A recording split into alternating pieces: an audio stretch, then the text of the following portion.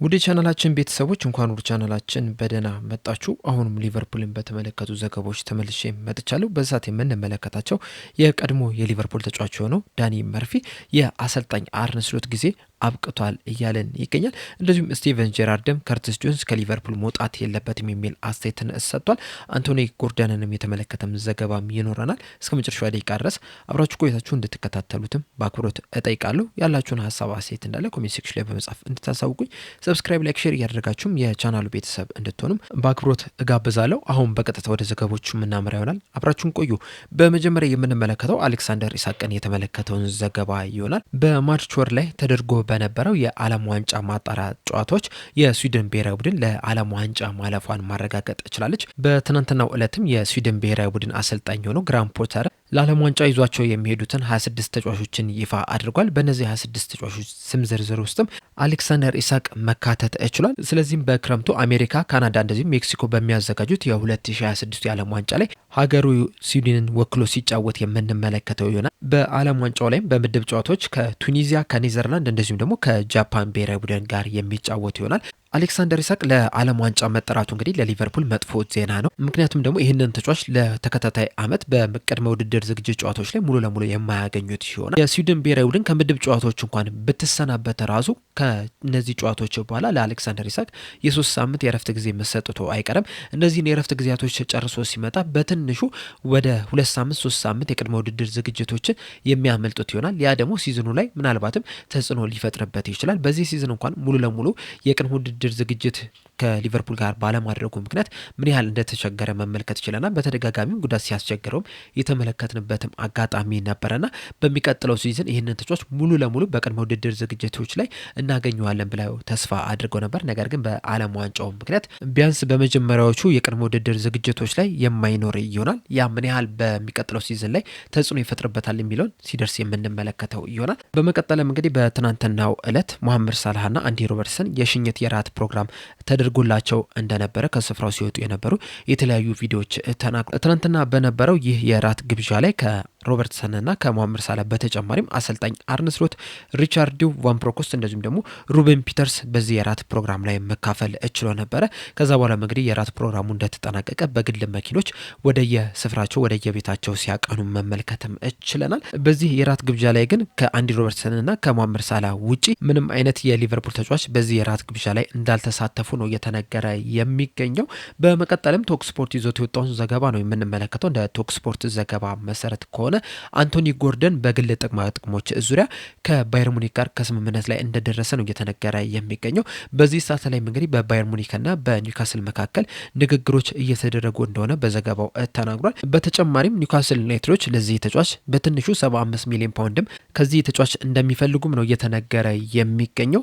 ሊቨርፑሎች እንደሚታወቀው እዚህ ተጫዋች ላይ ከፍተኛ ፍላጎት ነበራቸው። ከጥቂት ዓመት በፊትም ይህንን ተጫዋች ለማስፈረምም ከጫፍ ደርሰው ነበር። ነገር ግን በተለያዩ ምክንያቶች ሳይዘዋወር ቀርቷል።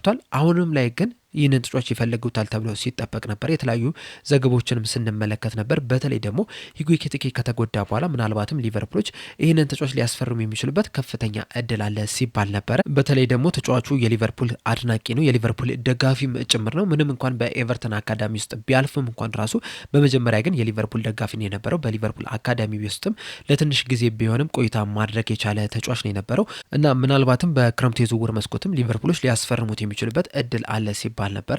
ነገር ግን በዛሬው ዕለት በወጡት ዘገቦች መሰረት ይህ ተጫዋች ባየር ሙኒክን ለመቀላቀል ከጫፍ እንደደረሰ ነው እየተነገረ የሚገኘውና ሊቨርፑሎች ለምን ይህንን ተጫዋች ለማስፈረም እንቅስቃሴ እንዳላደረጉ እርግጠኛ አይደለሁም። በተለይ ደግሞ በዚህ ሰዓት ላይ ያለውን የሊቨርፑል የማጥቃት ክፍሉን ከተመለከትን በጣም የሳሳ ነው። በተለይ ደግሞ በግራም በቀኝም እንደዚሁም በመሀልም መጮት የሚችል ተጫዋች የግድ ያስፈልጋቸዋል። አንቶኒ ጎርደን ደግሞ ለእንደዚህ አይነት ሚና ተስማሚው ተጫዋች ነውና ሊቨርፑሎች ይህንን ተጫዋች ለማስፈረም እንቅስቃሴ ማድረግ ነበረባቸው። ነገር ግን ያንን ባለማድረጋቸው ምክንያት አሁን ባየር ሙኒክን ሊቀላቀል ከጫፍ ደርሷል። በዚህ ዙሪያ እንግዲህ ያላችሁን ሀሳብ አስተያየት እንዳለ ኮሜንት ሴክሽን ላይ በመጻፍ አሳውቁ። በመቀጠልም የቀድሞ የሊቨርፑል ተጫዋች እንደዚሁም ሌጀንድ የሆነው ስቲቨን ጄራርድ የሰጠውን አስተያየት ነው የምንመለከት። በዛሬው ዕለት ስቲቨን ጄራርድ ከቢኤፍኤም ሬዲዮ ጋር ቆይታ አድርጎ ነበረ። በዚህ ቆይታውን በሰጠው አስተያየት የሊቨርፑል አካዳሚ ሀገር በቀል ተጫዋቾችን በማፍራት ረገድ ወሳኝ ሚና ነው የሚጫወተው። በተለይ ደግሞ አብዛኞቹ የሊቨርፑል አካዳሚ ተጫዋቾች ከዚሁ አካባቢ የተወለዱ ስለሆኑ ለሊቨርፑል መጮት ምን ማለት እንደሆነ፣ ለከተማው መጮት ምን ማለት እንደሆነ፣ የሊቨርፑልን ያጮት ስታይል እንደዚሁም ደግሞ ደጋፊውስ ምንድነው የሚፈልገው የሚለውን ነገር በደንብ ስለሚያውቁ ያላቸውን ሰጥተው መጮት ይችላሉና እንደዚህ አይነት ተጫዋቾችን ወደ ክለብ አምጥተህ ስቀላቀል በክለብ ውስጥ ስታሳደግም ለክለቡ እድገትም ከፍተኛ ሚና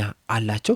ስለዚህም ከርቲስ ጆንስም ከክለቡ እንዲለቅ ማድረግ የለባቸው። በተቻላቸው አቅም በዚሁ ክለብ እንዲቆይ ነው ማድረግ ያለባቸው። ትሬንት አሌክሳንደር አርኖልድ ራሱ በሊቨርፑል ቢቆይ ኖሮ በጣም ደስተኛ አሁን ነበር። ነገር ግን ደግሞ እያንዳንዱ ተጫዋች የራሱ የሆነው የእግር ኳስ ህይወት አለው። ያንን የእግር ኳስ ህይወት ደግሞ እንደፈለገው መምራት ይችላል። እናም እያንዳንዱ ውሳኔያቸውንም እረዳቸዋለሁ፣ እንደዚሁም ደግሞ አክሰፕትም አድርጓለሁ። ነገር ግን ደግሞ እንደ ትሬንት አሌክሳንደር አርኖልድ አይነት ተጫዋቾች ከክለቡ ሲለቁ ግን ያንን ቦታ ከቨር ማድረግ መተካት በጣም አስቸጋሪ ነው የሚሆንብን። ምክንያቱም አርኖልድ በጣም አስደናቂ የሚባል በዓለማችን ላይ ከሚገኙ ምርጥ ተጫዋቾች መካከል አንዱ ስለነበረ ነውና ከዚህ በኋላ እንግዲህ አንድ ቀን ወደ ሊቨርፑል ተመልሶ በድጋሚ ለሊቨርፑል ሲጫወት የምንመለከተውም ይመስለኛል። በአጠቃላይ ግን ወጣት ተጫዋቾችን በአካዳሚ ውስጥ አሳልፈ ለዋናው ቡድን ማብቃት ግን በጣም አስፈላጊ ነው። በዚህም ደግሞ ሊቨርፑሎችም ሲጠቀሙ መመልከት ይችለናል። አሁን ለምሳሌ ከዚህ ቀደም ማይክል ኦዌን፣ ጄሚ ካራጋር፣ ሮቢ ፎለር፣ ስቲቨን ማክማናማን፣ ትሬንት አሌክሳንደር አርኖልድ እኔም ቢሆን እንደዚሁም ደግሞ እነ ጄ ስፕሪንግም እነ ስቲቭ ዋርኖክም ከዚሁ ከአካዳሚ ውስጥ አድገን ነው ለዋናው ቡድን መጮት የቻል ነው። በእርግጥ ሁላችንም ተመሳሳይ አይነት ጨዋታዎችን ተጫውተናል ማለት አይደለም። እንደዛም ቢሆንም ግን ቢበዛም ቢያንስም ግን ሁሉም ተጫዋቾች ለዋናው ቡድን በሚጫወቱበት ሰዓት ለሊቨርፑል መጮት ምን ማለት እንደሆነ በደንብ ጠንቅቀው ስለሚያውቁ በእያንዳንዱ ጨዋታ ላይ ያላቸውንም ሁሉ ሲሰጡ መመልከት ችለናልና ከዚህ በኋላም እንግዲህ ሊቨርፑሎች ይህንን አካሄድ ማቆም የለባቸውም። ወጣት ተጫዋቾችን ማፍራት መጀመር መቻል አለባቸው በስፋት። እንደዚሁም እነዚህንም ያፈሯቸውንም ተጫዋቾች ለዋናው ቡድን እንዲጫወቱ መንገዶችን ማመቻቸት መቻል አለባቸው። በዛው በሊቨርፑልም ብዙ ዓመታትም እንዲቆዩ ማድረግ መቻል አለባቸው። በእነዚህ ምክንያትም ከርቲስ ጆንስ ከሊቨርፑል መውጣት የለበትም። በሊቨርፑል ቤት እድል ሊሰጠው ይገባል። ተጨማሪ ዓመታትም በሊቨርፑል ሊቆይ ይገባል የሚል አስቴቱን ሰጥቷል። በዚህ አስቴት ዙሪያ እንግዲህ ያላችሁን ሀሳብ እንዳለ ኮሜንት ሴክሽን ላይ በመጻፍ አሳውቁኝ። በመቀጠል የምንመለከተው ሌላኛው የቀድሞ የሊቨርፑል ተጫዋች ሆኖ ዳኒ መርፊ የሰጠውን አስቴት ነው። ዳኒ መርፊ በሰጠው አስቴት የአሰልጣኝ አርነ ስሎት ጊዜ አብቅቷል እያለን ይገኛል። አያይዞን በሰጠው አስቴት ስሎት ባለፈው ሲዝን የፕሪሚየር ሊግ ዋንጫ ማንሳት ይችላል። ብራንዳን ሮጀርስ በሊቨርፑል ቤት በቆየበት ዓመታት ምንም አይነት ዋንጫ ማንሳት አልቻለም ነበረ። ይህንን ስናየው እንግዲህ አሰልጣኝ አርነ ስሎት በጣም ጥሩ የሚባል ስራን መስራት ይችላል። በእርግጥ አንዳንድ ሰዎች የዘንድሮን ሲዝን ተመልክተው አሰልጣኝ አርነ ስሎት ዋንጫውን የበላው በየርገን ክሎፕ ቲም ነው የሚል ነገርን ያነሳሉ። ነገር ግን ደግሞ ያ ትክክል ነው ብዬ አላስብም። ምክንያቱም ቲሙን ከየርገን ክሎፕ ቢቀበልም እንኳን ራሱ የራሱን የሆነ ፍሌሮችንም ሲጨምር መመልከት ችለናል። በነዛም ነው እንግዲህ ዋንጫዎችንም ማንሳት ይቻለውና ሙሉ ለሙሉ የየርገን ክሎፕ ቲም ነው ብሎ መናገር ተገቢ አይመስለኝም። ነገር ግን በዚህ ሰዓት ላይ የአርነ ስሎት ዋነኛው ችግር የሚሆንባቸው ደጋፊዎቹ ደስተኛ አለመሆናቸው ነው። እንደዚሁም ደግሞ አብዛኞቹ የሊቨርፑል ደጋፊዎች አሰልጣኝ አርነ ስሎት ከስራቸው እንዲሰናበቱ ይፈልጋሉና እንደዚህ አይነት ደጋፊዎችን ደግሞ መልሶ ሙሉ ድጋፍ እንዲያሳይ ማድረግ በጣም አስቸጋሪ ነው። ምናልባት ከዚህ በኋላ ደጋፊዎቹ በአሰልጣኝ አርነ ስሎት ላይ ሙሉ ለሙሉ እምነት የሚኖራቸው ከዚህ በኋላ የሚያደርጓቸውን እያንዳንዱ ጨዋታዎችን በአስደናቂ በሚባል ብቃት ማሸነፍ ሲጀምሩ ብቻ ነው።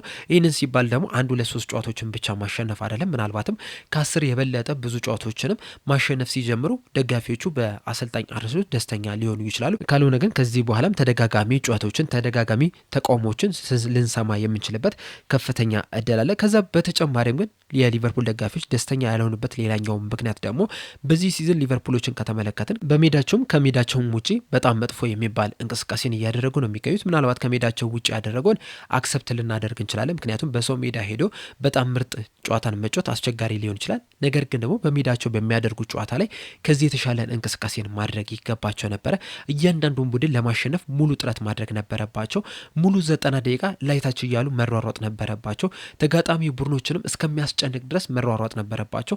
ነገር ግን ይህንን ነገር በሊቨርፑል ተጫዋቾች ዘንድ እያየን አይደለም የምንገኘውና በዚህም ደግሞ የሊቨርፑል ደጋፊዎች ደስተኛ አይደሉም የሚል አስቴቱን ሰጥቷል። አያይዞን በሰጠው አስቴት ከዚህ በኋላም አሰልጣኝ አርነ ስሎት የሊቨርፑል ደጋፊዎችን 100% ሀሳባቸውን አስቀይረው በድጋሜ አሰልጣኙን እንዲደግፉ ያደርጋሉ የሚል ምንም አይነት እምነት የለኝም። ምንም እንኳን በክረምቱ የተለያዩ ተጫዋቾችን ቢያመጡም ቢሸጡም እንኳን ራሱ የሊቨርፑል ደጋፊዎችን አስተሳሰብ ለመቀየር በጣም ከባድ የቤት ስራ ይጠብቃቸዋል። ምናልባት ይህንን ሊያስተካክሉ የሚችሉት የሊቨርፑል ደጋፊዎችን ድጋፍ መልሰው ማግኘት የሚችሉት ልክ እንዳለፈው ሲዝን ጨዋታዎችን ማሸነፍ ሲጀምሩ፣ እንደዚሁም ደግሞ በጥሩ እንቅስቃሴ ሊቨርፑልን በሚወክል አይነት እንቅስቃሴ መጮት ሲጀምሩ ብቻ ነው። እንደዛ ካልሆነ ግን የሊቨርፑል ደጋፊዎችን ሙሉ ድጋፍ ያገኛሉ ብዬ አላስብም። ስለዚህ የአሰልጣኝ አርነ ስሎትም የሊቨርፑል ቆይታው በዚህ ቢያበቃ ይሻላል የሚል ሀሳብ ነው ያለኝ። ይህንን ስል ግን አሰልጣኙን ጠልቼው አይደለም። ምክንያቱም አሰልጣኙ በጣም ጥሩ የሚባል ሰው ነው። በተለይ ደግሞ ከሜዳ ውጭም አንዳንድ አጋጣሚዎች ላይ መገናኘት ይችለናል። በጣም አስገራሚ የሚባል ሰው ነው። እንደዛም ቢሆንም ግን እንደ ሊቨርፑል ያለ በጣም ትልቅ ቡድን ውስጥ ስገባ፣ በጣም ብዙ ደጋፊዎች ያሉት ቡድን ውስጥ ስገባ ግን ነገሮችን በቶሎ ማስተካከል የማችል ከሆነ በዛው ስራ ላትቆይ የምችልበት በጣም ከፍተኛ እድል አለ። ስለዚህ እስካሁን እንደተመለከት ነው አሰልጣኝ አርነ ስሎትም ነገሮችን አላሻሻሉም። ከዚህ በኋላም ያሻሽላሉ ብዬ አላስብም። በዚህ ምክንያትም በሊቨርፑል ያለው ስራቸው ቢያበቃ ይሻላል የሚል አስተያየቱን ሰጥቷል። በዚህ ዳኒ መርፊ በሰጠው አስተያየት ዙሪያ ያላችሁ ሀሳብ ምንድን ነው? በእርግጠኝነት አብዛኞቻችን አሰልጣኝ አርነ ስሎት ከስራው እንዲሰናበት እንፈልጋለን። ነገር ግን ደግሞ ኤፍኤስጂዎች እስካሁን ድረስም እንግዲህ በስራው ላይ አቆይተውታል። ከዚህ በኋላ ምን ያህል ጊዜ ይሰጡታል የሚለውን ነገር አብረን የምንመለከት ይሆናል። አንዳንዶቹ በቀጣይ ዓመትም በሊቨርፑል ይቆያል እያሉ ነው የሚገኙት። ሌሎች ዘገባዎችን ስትመለከቱ ደግሞ በክረምቱ የሊቨርፑል ባለቤቶች የሊቨርፑል አመራሮች ነገሮችን ከገመገሙ በኋላ ውሳኔ ያስተላልፋሉ። በዛ ምክንያትም አሰልጣኙም ከስራቸው ሲሰናበቱ ልንመለከት የምንችልበት እድል አለ እያሉ ነው የሚገኙትና በዚህ ሰዓት ላይ የተለያዩ ዘገባዎችን እየተመለከትን ነው የምንገኘው። ትክክለኛው ዘገባ የቱ ነው የሚለውን ነገር ግን ጊዜው ሲደርስ አብረን የምንመለከት ይሆናል። እናንተስ ግን አሰልጣኙ በስራቸው መቆየት አለባቸው ብላችሁ ታስባላችሁ? ሀሳብ አስተያየታችሁ እንዳለ ኮሜንት ሴክሽን ላይ በመጻፍ አሳውቁኝ። ለአሁን እኔ እዚህ ላይ አበቃው። እስከ መጨረሻው ደቂቃ ድረስ ስለተከታተላችሁኝ ከልብ አመሰግናለሁ። በቀጣይ በሌላ እስከምንገናኝ ድረስ ግን ሰብስክራይብ፣ ላይክ፣ ሼር ማድረግ እንዳትረሱ። ቸር ያቆየን።